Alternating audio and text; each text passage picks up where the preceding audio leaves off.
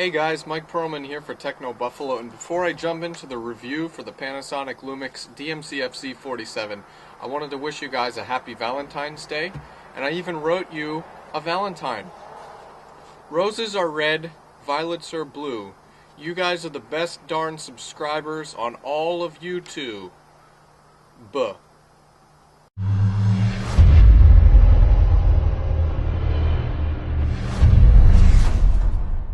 So happy Valentine's, everybody. I hope everyone has their special someone, and I'll be keeping my Valentine for you guys right close to my heart. Alright, so enough with the mushy stuff, let's jump into the review. Panasonic Lumix DMC FZ47. What the heck is this? Panasonic's long ass model names. Aside from that, it's a big super zoom camera. Though not as big, it's a little more compact and it's a little more budget friendly. It's got a 24x optical zoom lens. It has AVCHD 1080 60i recording. This camera records in stereo. And one of the greatest things about this camera is that it's just stocked from lens to LCD with camera controls. Before we get into that, let's talk about image quality. Image quality with the FZ47, a typical point and shoot performance. What you have here is you have a 12.1 megapixel CCD sensor. Now, the thing about this camera is that in bright light, when you shoot in bright light, results are very good. Detail's pretty impressive. Colors are fairly accurate. I've always liked colors coming out of Panasonic's point and shoot lineup. However, when you get into the low light, when you start shooting at any ISO that's past 400, this camera brings on the noise and the grain. Now, the FZ47 has a lot of different ISO boosting modes. You could shoot at like 32 or 6400.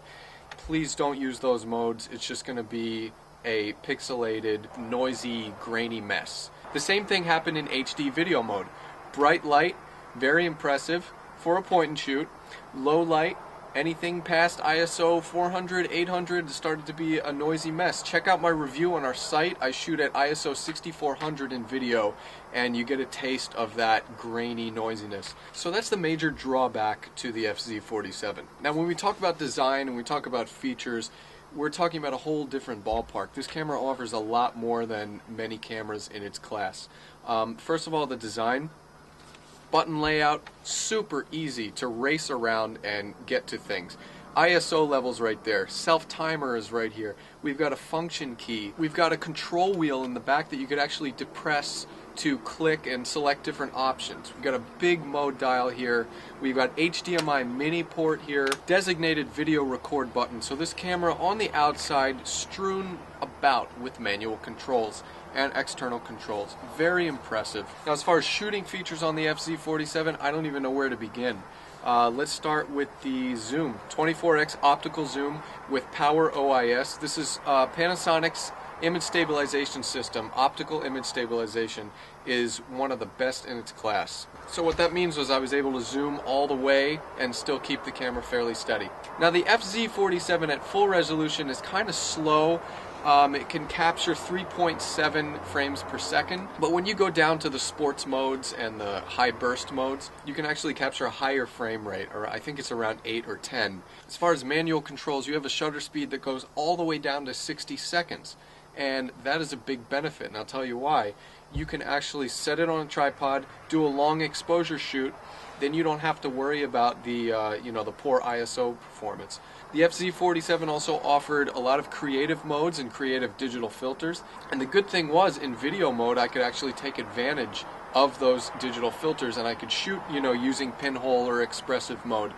While I'm talking about video mode, it's important to note that this camera has a full manual video mode with ISO control, also has shutter speed control and aperture control. In this price range and in this class, that's almost unheard of.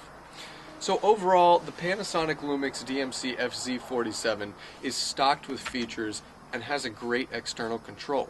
The only thing limiting it for more advanced shooters is its low light performance. It's more of an entry-level camera. So if you're a soccer mom or if you're a skateboarder kid who's used to just shooting in bright light, you can't go wrong with the Panasonic Lumix DMC FZ47. Advanced shooters, low light seekers, high ISO hunters are going to want to look at the higher end super zoom cameras like the Canon PowerShot SX40HS and the Lumix DMC FZ150. Sony also makes a very nice super zoom as well. So check those out, and be sure to check out the whole review at technobuffalo.com.